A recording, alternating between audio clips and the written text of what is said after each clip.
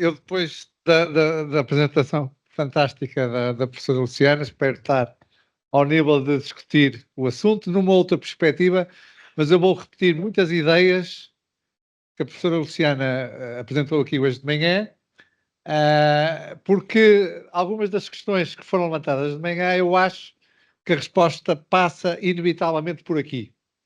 A professora Luciana hoje de manhã disse que nós temos que usar uma linguagem para as pessoas entenderem, para perceberem o problema. Eu tenho muito orgulho quando eu digo que eu sou jurista, mas fiz o meu doutoramento em Ecologia Humana, porque quando aquilo que eu vou apresentar hoje, se apresentasse aos juristas, eles chamavam-me maluco. O tempo fez o seu caminho, fiz doutoramento em Ecologia Humana, mas depois do pós-doutoramento já fiz outra vez na Faculdade de Direito e voltei à Faculdade de Direito porque a realidade é forte demais. Os factos é que são a trave mestra do pensamento, não é? Quando nós construímos realidades, representações da realidade que não correspondem à realidade, perdemos a legitimidade do discurso. Eu comecei a minha tese de doutoramento com uma frase do Richard Falk, que é um jurista de relações internacionais, que diz: a legitimidade de qualquer discurso depende da sua capacidade de representar o real. Quanto mais se deteriora essa capacidade, mais ele perde a legitimidade. E se há discurso que perdeu a legitimidade, é precisamente o discurso da soberania, manter a soberania, mas é a incapacidade do direito representar a dinâmica da biosfera. Esta é a grande questão. É sobre isso que nós vamos falar hoje. E o direito tem as soluções todas que são necessárias para nós, simultaneamente, representarmos a dinâmica da atmosfera ou da biosfera e assegurarmos a soberania dos povos relativamente ao território. E é sobre isso que nós vamos falar. E eu devo dizer que este trabalho que vocês têm aqui, às tantas, é um professor que a professora Luciana deve conhecer, Will Stephan, diz alguma coisa? Pronto, o professor Will Stephan trabalhou comigo enquanto viveu, durante 10 anos, a desenvolver isto, e é também um químico que percebeu todas estas ligações e é considerado o pai das ciências do sistema terrestre. E grande deste trabalho foi construído a quatro, digamos, entre nós os dois. Aqui o que nós temos é perceber, então, aquilo quando eu falava, quando nós falamos da Terra, que Terra é que estamos a falar? Que período é que estamos a falar? A nossa espécie tem 300 agora, ou 200 ou 300 mil anos. As terras já teve, ao longo da história da Terra, muitos sistemas, já trabalhou de maneiras muito diferentes, atmosferas completamente diferentes da que temos hoje. Então, quando falamos da nossa casa comum, de que terra que estamos a falar? Nós estamos a falar daquela ali. O que vocês têm aqui é o tamanho da calote polar do Ártico. Vocês vejam as diferenças de temperatura. A Terra, à distância que estamos do Sol, se não houvesse CO2, era uma bola de neve. Os polos tocavam-se no Equador.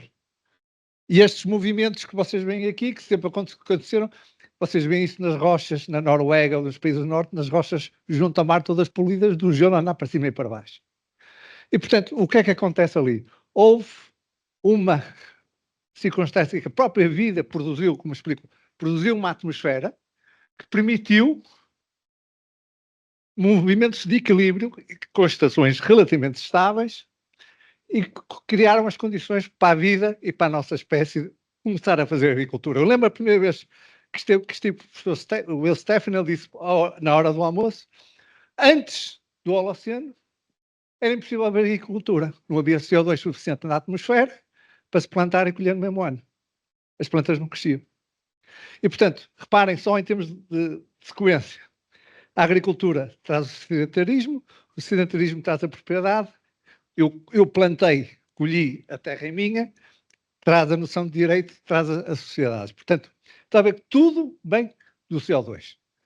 Até o próprio conceito de propriedade tem origem no eu plantei, eu tenho direito a colher aquilo que eu colhi. Antes disso, retirávamos só da natureza e avançávamos assim.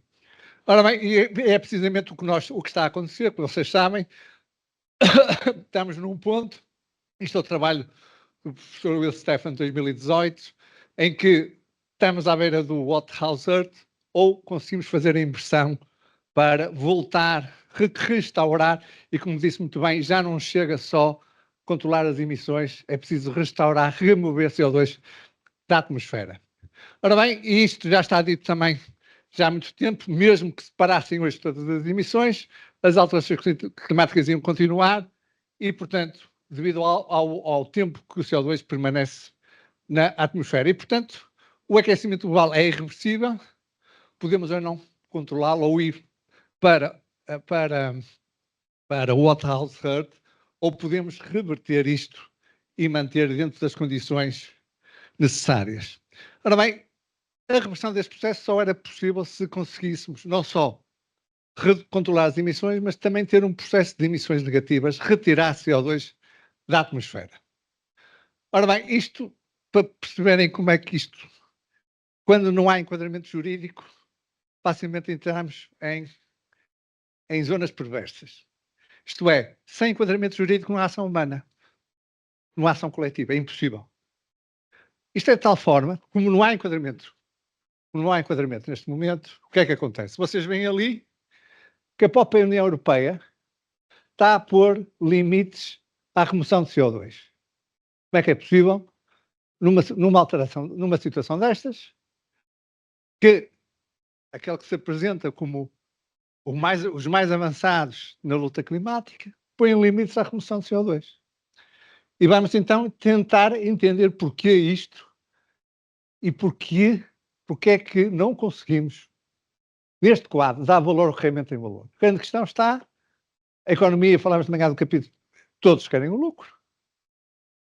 Os últimos estudos de resseguradoras, do Banco Central Europeu, tudo a dizer que sem clima estável não há economia, os prejuízos vão ser enormes para todos. E porque é que todos a contar, a ir neste caminho, não há ação coletiva? Todos a saber que estão a ir para o buraco. Só que nesta não ação coletiva, se estamos a ir para o buraco, eu não quero ser o otário do jogo, deixa-me aproveitar tudo o que posso antes da desgraça comum. E portanto, o que é que está a acontecer? Como hoje já há tecnologias para capturar CO2, estas tecnologias, em vez de estarem a ser usadas para benefício da humanidade, para limparem a atmosfera, elas estão a dar origem a mais créditos para se fazer mais emissões. O que é que está a acontecer? Por exemplo, nos Estados Unidos, onde isto está a acontecer com mais vigor. Estavam planeadas fecharem algumas centrais a carvão, que agora, quando ouvimos os milhões que iam para o clima, eram centrais que estavam planeadas a fechar, que agora já não vão fechar, porque pomos uma máquina para absorver aquelas emissões. E então, o que é que isso significa? Significa que as tecnologias estão a servir para perpetuar a retirada de CO2 que estava lá no fundo do solo para colocar fora na atmosfera e para perpetuar o problema, em vez de o resolver. Estão a ver porque, sem enquadramento jurídico, nem as tecnologias são usadas para aquilo que deviam ser. E servem para continuar o problema. E, portanto, aqui a questão é se isto é uma solução ou se é um problema. E já não estou a discutir se isto consome mais energia ou menos energia, não é isso que está aqui em causa. É, estas máquinas são usadas para quê? Para limpar o que está para trás, em excesso na atmosfera, ou para gerar mais créditos para pôr no mercado para continuar a poluir? Esta é uma questão que ninguém pergunta. Ninguém pergunta. Ora bem, nós tínhamos, para ter as emissões negativas, depois esta é uma questão que eu queria, nos dados que apresentou, queria discutir consigo, ou pelo menos ver quais são os mais verdadeiros. Nós tínhamos que remover daqui até 2050 entre 70 a 220 gigatons de CO2 da atmosfera e que tínhamos que ter emissões negativas, isto é, retirar a seguir à neutralidade entre 3 a 5 gigatons de CO2 da atmosfera depois da neutralidade, de forma permanente. E que nós hoje estamos precisamente, as atuais estão entre 3 a 5, eu julgo que apresentam os seus números devem ser mais fiáveis, que são maiores do que estes 3 a 5, e portanto depois só quero confirmar isto consigo. Estes são os dados do Energy Transition Commission. Ora bem, a grande questão é que não há enquadramento jurídico nenhum nem financeiro para fazer emissões negativas. Emissões negativas, para perceberem, é retirar CO2 da atmosfera sem fazer corresponder a essa remoção nenhum direito para emitir. Uma coisa é eu retiro e vendo a cota a outro que vai emitir por mim, ou eu faço uma emissão menor que outro vai fazer por mim, e isto encara-se como um benefício. Ora, lá está, como dizia de manhã também, fazer menos emissões não é um benefício. Fazer menos emissões é fazer menos mal. Fazer um benefício é retirar CO2 da atmosfera.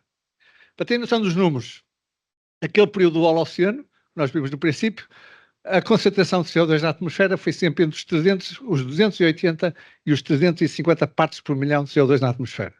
Nós estamos nos 426, já quase 427 este ano.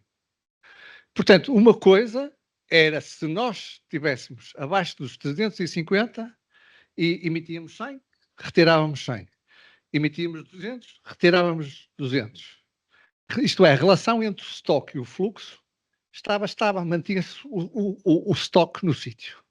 Outra coisa é quando nós já estamos fora do estoque a mais e controlar só os fluxos. Não chega. Nós temos que ir ao estoque. E vocês vão ver aqui como é que a questão jurídica é fundamental. Eu vou mostrar já o slide. O objetivo do Rio 92 é o total de concentrações de CO2 na atmosfera. O objetivo de Paris é o total de emissões, só os fluxos.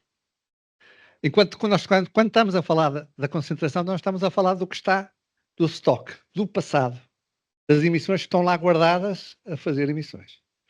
Estão a ver porque é que do Rio 92 para Paris 2015 se passa de um conceito em que se inclui tudo o que está para trás para um conceito que vamos só tentar controlar as emissões atuais.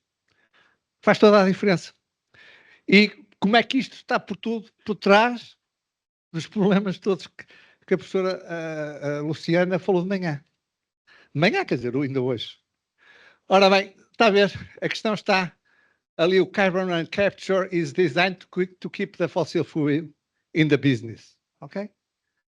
Estamos só a falar de fluxos. O stock não é de ninguém. E, no entanto, dizem, para cumprirmos o Acordo de Paris, nós temos que ir ao stock. Nós temos que fazer emissões negativas. Aqui está a diferença. O objetivo de 92 é a estabilização das concentrações na atmosfera dos gases de efeito de estufa. O Acordo de Paris é promover fluxos financeiros consistentes com um caminho de baixas emissões, com o objetivo de atingir o pico global de emissões. Ora bem, quando nós temos como objetivo só as emissões, não o que está armazenado, quer dizer o quê? Quer dizer que para haver criação de riqueza, para pagar uma remoção, tem que haver uma nova emissão. Eu tenho que emitir mais para poder pagar a indústria, digamos assim, ou a atividade financeira ou económica da remoção. Se não houver novas emissões, ninguém paga as remoções. Quer dizer que o que cria riqueza é a nova emissão. Fazer remoções sem novas emissões não cria riqueza. E por isso é que os nossos ecossistemas não têm valor. E por isso é que se destrói a floresta amazónica e a caatinga e o cerrado para plantar soja e o Pantanal para plantar soja. Porque a caatinga lá, a Amazónia lá, a fazer os seus serviços per si, vale zero para a economia. Tem que haver uma nova emissão para pagar aquilo. Se não houver emissão, ninguém paga, não é de ninguém. O serviço em si vale zero, porque desaparece no vazio jurídico. É de ninguém.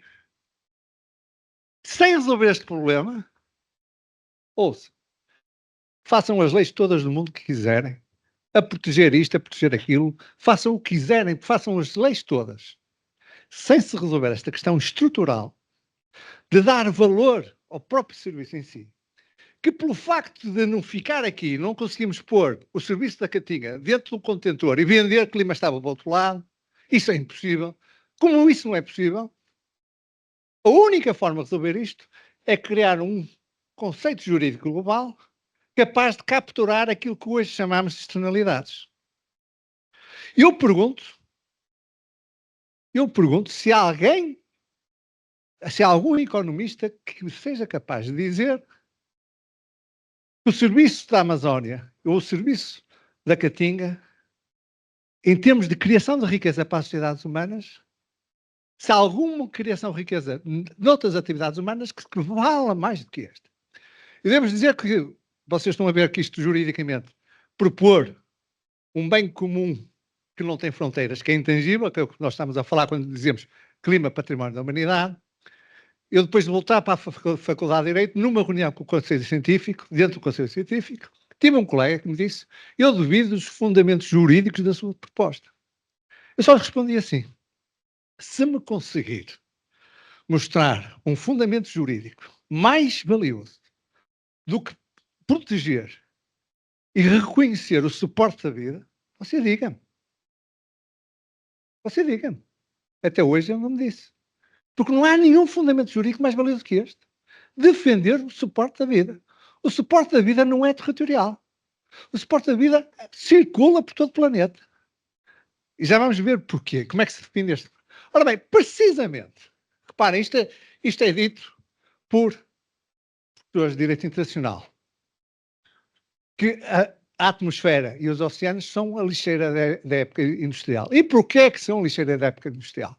Nós não temos definido muito bem quais são as águas territoriais e as águas e o mar alto. Então as águas territoriais também são lixeira. São as águas territoriais e é o mar alto. E na atmosfera, não é a mesma coisa? Nós não temos definido o espaço aéreo.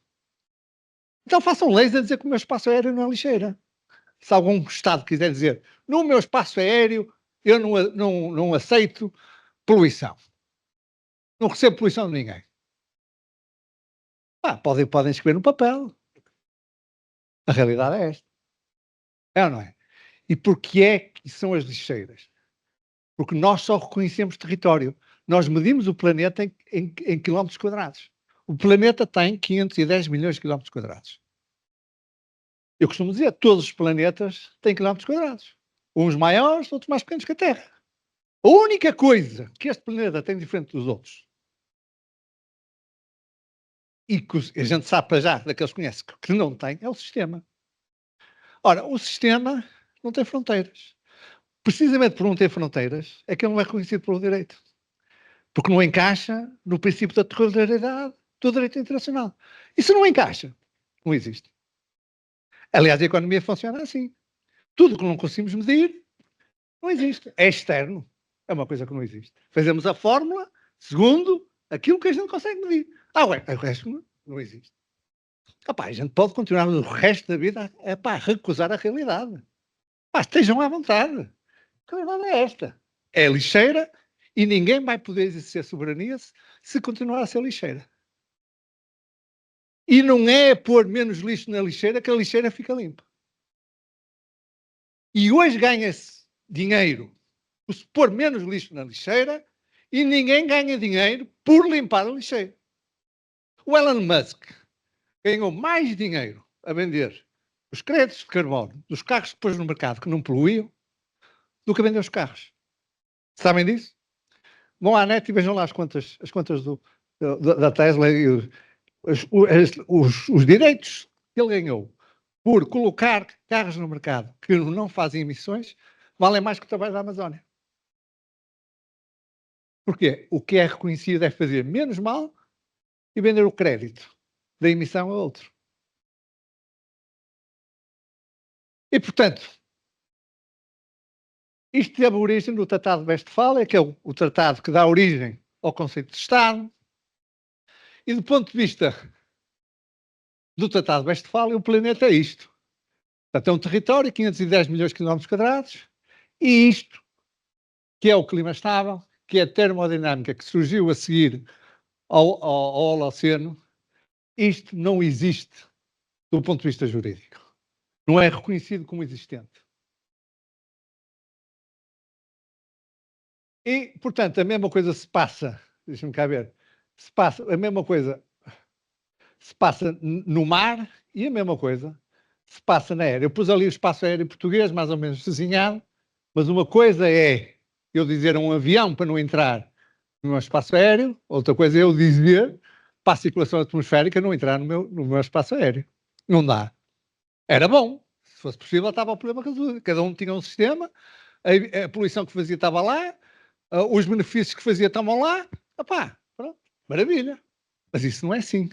Por mais que a gente faça as leis que quiser. E, precisamente, a ideia de património da humanidade nasce deste senhor, que é o Arvid Pardo, o embaixador junto das Nações Unidas de Malta, que em 1968, sim, e 67, propôs que o ambiente marinho fosse património da humanidade. Isto é muito interessante, distinguir o ambiente marinho das águas territoriais. E ele percebeu, uma coisa era o ambiente marinho, outra coisa era o espaço onde o mar está. Ele não veio dizer património mundial para lá das fronteiras dos Estados. Ele disse ambiente marinho.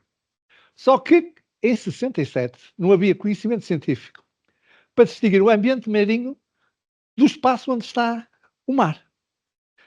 E então, desta proposta inicial, estamos a falar do aspecto funcional da Terra, desta proposta inicial, como é que distinguimos e medimos o aspecto funcional, saiu os fundos marinhos, património da humanidade. Hoje, aquilo que se chama a zona, os fundos marinhos do mar internacional são património da humanidade. Há uma comissão internacional, a autoridade dos fundos marinhos, que gera o fundo marinho, que gera o património comum, aquele património comum da humanidade.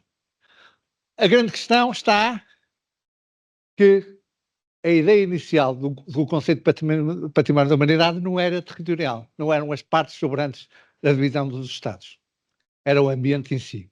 E, portanto, a ideia existe, não está ainda realizada, mas hoje já temos conhecimento científico para definir. E aquela frase que eu vos falei do Richard Falk, a legitimidade de qualquer discurso depende da sua capacidade de explicar a realidade. Eu acho isto lapidar, não é? E de todas as áreas onde o discurso da soberania perdeu a sua habilidade para acertadamente descobrir os factos, é precisamente entre a lacuna entre a teorização da realidade e a atual realidade da dinâmica da biosfera. A seguir a isto, em 2021, pela primeira vez, ainda não está estudado as consequências do que foi dito. Há dois documentos fundamentais, a Lei do Clima que nós conseguimos em Portugal e este relatório da Comissão de Direito Internacional, que diz o óbvio. E que foram séculos para dizer o óbvio. Que uma coisa é espaço aéreo, outra coisa é atmosfera.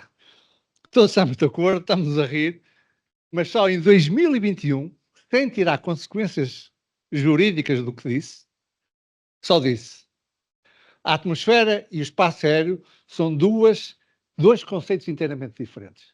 Alguém é capaz de dizer que isto não é verdade? Que devem ser distinguidos.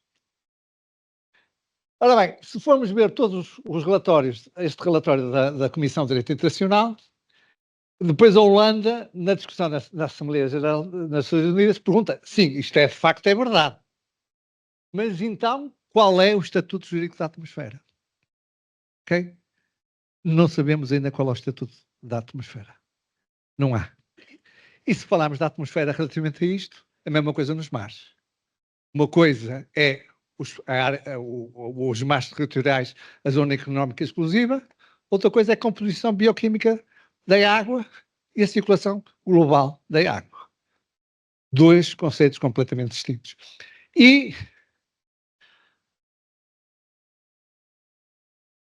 dizem mais, neste coisa eles distinguem o aspecto funcional do caráter estático da soberania. Ok?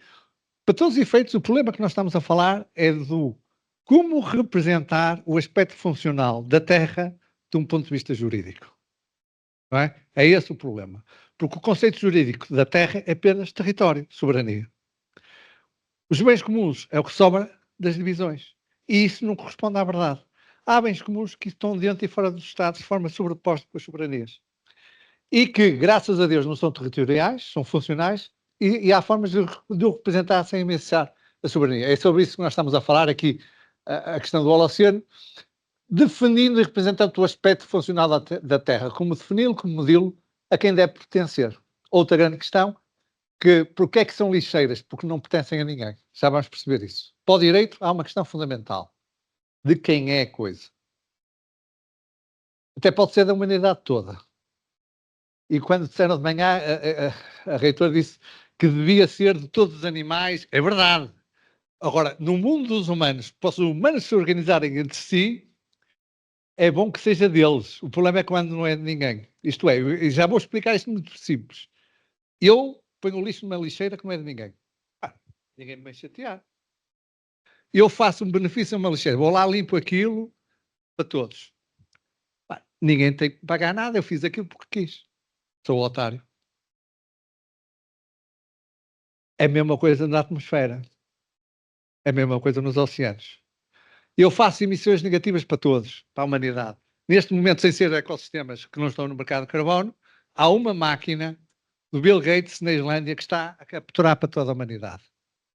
É um benemérito. Captura não sei quantas toneladas por dia e ele não mete no mercado. É o único que está a fazer isso. O único. É um otário. É porque está a fazer um benefício num bem que não é de ninguém. Ninguém tem que pagar. Faça um dano. Pá, posso chegar aqui a um acordo para fazermos menos lixo para o bem comum, que é o Acordo de Paris. Mas quem faz positivo também não recebe. E também não construímos economia a reconhecer o valor dos ecossistemas que estão a fazer positivo. E depois temos que os destruir e dar cabo das fundações da vida. Ora bem, como definir um modo de funcionamento favorável? Mais uma vez, a Convenção do Rio 92 foi magistral. Definiu o sistema climático de forma muito simples e absolutamente cientificamente correta. O sistema climático significa o conjunto da atmosfera, hidrosfera, biosfera, litosfera e as suas interações. Está definido. Agora, estas interações são intangíveis, né? Como vamos ver. Mas não define a quem pertence. Definiu o sistema, mas não definiu a quem pertence, a titularidade. Ora bem, nós publicámos precisamente o Stefan em 2016 este, pela primeira vez, onde distinguimos o hardware do software. O software do clima estável ou do Holoceno é um bem intangível. Porquê? Nós discutimos 8 anos, como tinha dito, há um bocado, se é intangível ou não é. Ora bem, o que nós estamos a discutir é se é matéria, se não é matéria. O intangível é não matéria. Normalmente, o direito, para perceberem, isto está no filme, esta é uma questão jurídica muito engraçada, mas muito importante, porque antes do direito de autor, vocês imaginam, eu por acaso tive a cadeira do último ano de direito de autor, e tive que ler lá o calhamaço, o primeiro capítulo era a história do direito de autor, antes do direito de autor. Vocês não imaginam as discussões entre o editor, o comprador e o autor antes da lei antes da lei do copyright, que pela primeira vez definiu uma coisa é o suporte da ideia, o livro, o papel, ou a pedra, outra coisa é a ideia que é intangível. E quando se compra uma coisa, não se compra a outra. Sem a lei que dizia que a ideia era um bem jurídico por si, está a ver? Você comprava o livro e comprava a ideia. Então, ninguém produzia livros, ninguém produzia ideias, todos andávamos a roubar ideias uns aos outros e não havia sociedade de conhecimento. Estão a ver como é que o direito funciona sem irmos para os tribunais? Sem esta solução do bem jurídico intangível, não havia sociedade de conhecimento. Toda a gente andava à pancada. E eu acho que as COPs são as discussões iguais às que havia antes da lei do copyright. Percebe? Porque andamos a discutir bens intangíveis misturados com os tangíveis. Como nós não valoramos o intangível, nós não gerimos bem os tangíveis, depois destruímos o suporte que produz o bem intangível, que como não tem existência, não tem valor, opa, e a única maneira de quem tem a Amazónia, os 9 países, de meterem aqueles territórios no PIB nacional é destruí-los. Ou a vender madeira, ou fazer soja, aquilo que nós vimos de manhã. Porque não damos valor ao intangível. E porquê é que é intangível? Reparem uma coisa. Aquilo para funcionar assim é termodinâmica, é a diferença entre temperatura que também explicou, zonas mais quentes, depois mais frias, depois é, não é? É a mesma coisa a nível do planeta. O que é que trouxe o clima estável? Houve o tamanho dos polos, a diferença de temperatura entre os polos e o Equador, tornou-se relativamente estável, o que permitiu uma circulação atmosférica e oceânica relativamente estável. Foi esta termodinâmica. Portanto, porque é que é intangível? Não estamos a falar de matéria, estamos a falar da forma como a matéria e a energia circulou no planeta. É um padrão de circulação. E, portanto, o clima estável é um bem intangível, que não é territorial. E, portanto, é perfeitamente possível reconhecer este bem intangível sem ameaçar a soberania dos Estados. E esclarecer toda esta coisa e património comum, perdemos a soberania sobre a matéria. Não é verdade. Antes, pelo contrário, porque conseguimos, se fizermos isso, conseguimos pôr o trabalho na Amazónia a ser contabilizado na economia dos países. E, portanto, é a forma como a matéria circula. O padrão estável, a tragédia dos comuns, o padrão instável. E reparem, do ponto de vista jurídico, os bens intangíveis naturais, portanto, aqui na Terra, os bens intangíveis são as ideias humanas, as criações humanas, as marcas no direito comercial, o goodwill das empresas, portanto, os bens valem, quer dizer, uma Coca-Cola vale mais o nome Coca-Cola do que o líquido em si. A marca, isto é intangível. Estão a ver? E é reconhecido como tal e tem mais valor, isto é, há muitas empresas que os bens intangíveis das empresas valem mais que os tangíveis. E numa floresta não é a mesma coisa? O serviço não vale muito mais que a madeira? Não são intangíveis? Porquê é que não trazemos aquilo que já está no direito comercial para a natureza? A natureza, o valor dela não é a matéria-prima. Também é a matéria-prima, mas há outras coisas que todos sabemos que valem mais, não é? E no direito espacial já se reconheceu bens naturais intangíveis, que não são ideias humanas. A órbita geoestacionária tem um estatuto jurídico. A a órbita da Lua é património da humanidade. As frequências radiomagnéticas também são. Também têm estatutos jurídicos. Então porquê é que 5 minutos. Então porquê é que não reconhecemos na Terra um bem jurídico intangível global? O sistema terrestre a funcionar bem. E com base nisso, construímos uma economia, estão a ver aqui os livros e as ideias, uma economia de intangíveis naturais, em que entra nos PIBs dos países, o trabalho na natureza também entra. E hoje já conseguimos medi-lo, através dos Planetary Boundaries, das ciências do sistema terrestre, conseguimos definir o Safe Operating Space e como bem intangível comum. Porquê é que tem que pertencer a alguém? Por isso que eu vos disse. O estado da natureza dos bens globais é coisa de ninguém. É aquilo que eu vos disse, uma coisa tem que ser de alguém, não é? Há uma frase do professor Alexandre Kiss, que é um grande jurista, um dos principais do direito ambiental internacional. Como é que um bem que não pertence a ninguém pode ser objeto de um regime legal? Se não é de ninguém, não tem regime legal. Ninguém é ofendido pelo facto de eu dar cabo daquilo, também nem é beneficiado. Na verdade, é. Ok? Na verdade, é. Não é reconhecido a gerar direitos nem deveres em função disso. Não se geram direitos nem se geram deveres. Para se gerar direitos, tem que ser de alguém. Eu fiz um benefício a uma coisa que pertence a todos. Os todos têm que compensar a mim. Eu fiz um dano a uma coisa que pertence a todos. E eu afetei a esfera jurídica de todos. Então eu tenho que compensar todos pelos danos que eu fiz. Sem ser de ninguém, é que não vamos lá. São as lixeiras que eu expliquei há bocado. E eu tenho 5 minutos, mas pronto, é que, interessantemente, estão a ver, a primeira proposta de 88 foi que de Malta, quando o clima se começa a discutir nas Nações Unidas, a primeira proposta é que fosse património comum. E a solução foi, como sendo património comum, tínhamos que aceitar que tínhamos um bem que era de todos dentro da nossa soberania. Ele já lá está e vai continuar a ser de todos, não é? Mas não podemos aceitar. Então não se aceitou a proposta de Malta e decidiu-se que não é o clima que é património comum, mas as alterações climáticas são uma preocupação comum, ok? Se forem ao Acordo de Paris, no preâmbulo está lá, as alterações climáticas são uma preocupação comum da humanidade. Devo dizer que o meu trabalho de pós-doutoramento foi apenas sobre isto, tentar perceber o que é uma preocupação comum da humanidade. Devo dizer que ao fim de 1 ano e meio de estudo, não cheguei a nenhuma conclusão. Portanto, ninguém sabe o que é uma preocupação comum da humanidade. Posso dizer isto? Pá, se for preciso, mando os links. Ninguém sabe. Em termos de direitos e deveres, ninguém sabe. Não há objeto. O objeto não é de ninguém. Portanto, não há geração de direitos e deveres.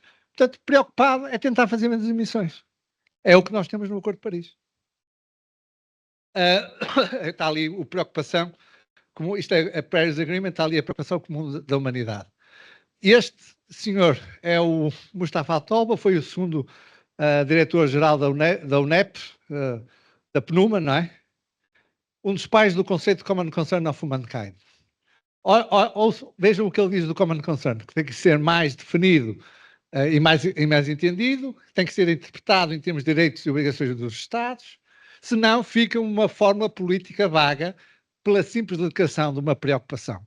Pronto. Ele disse, isto foi em 88, ele diz isto em 91, estamos em 2024, nunca mais ninguém escreveu sobre isto. Portanto, o que é que nós temos? Rápido, uma soma negativa, eu faço, todos fazemos menos, mas a soma é negativa, eu faço menos um bocado, mas tu vais fazer por mim, vendo a cota, eu neutralizo, mas a soma é zero. Tem que haver emissões para criar riqueza, para haver riqueza na remoção. Portanto, ninguém limpa o vazio jurídico, o que não é de ninguém. E, portanto, nós temos o cenário corrente, entram 38, saem 2 gigatons, os flows só tratam, o Acordo de Paris só trata dos flows, e o que nós precisamos de ir ao stock. Precisamos de que o stock seja de alguém para ter duas contabilidades, uma sobre os fluxos, outra sobre começar a fazer emissões negativas. Um projeto, aquilo que falou de manhã a professora, um projeto para recuperar isto, recuperar os ecossistemas e dar valor a fazer remoções negativas, um projeto de restauro do stock, além, obviamente, dos fluxos. O que seria um património comum da humanidade se fosse de alguém.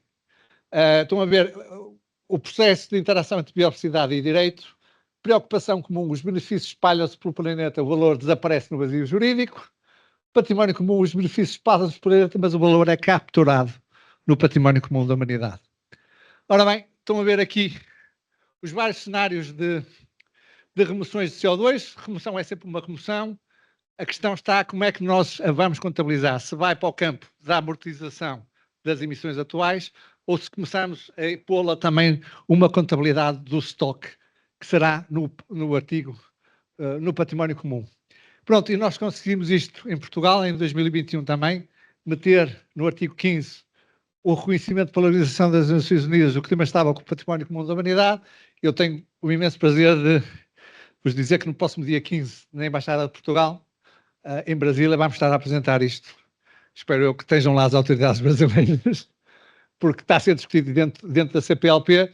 Conseguimos isto no 28 de abril de 2023, dentro da CPLP, que esta questão começasse a ser discutida em português dentro dos países da CPLP. Agora é explicar isto bem, para não ter o medo de que o clima património vá perder soberania sobre a Amazónia, que é o grande papão.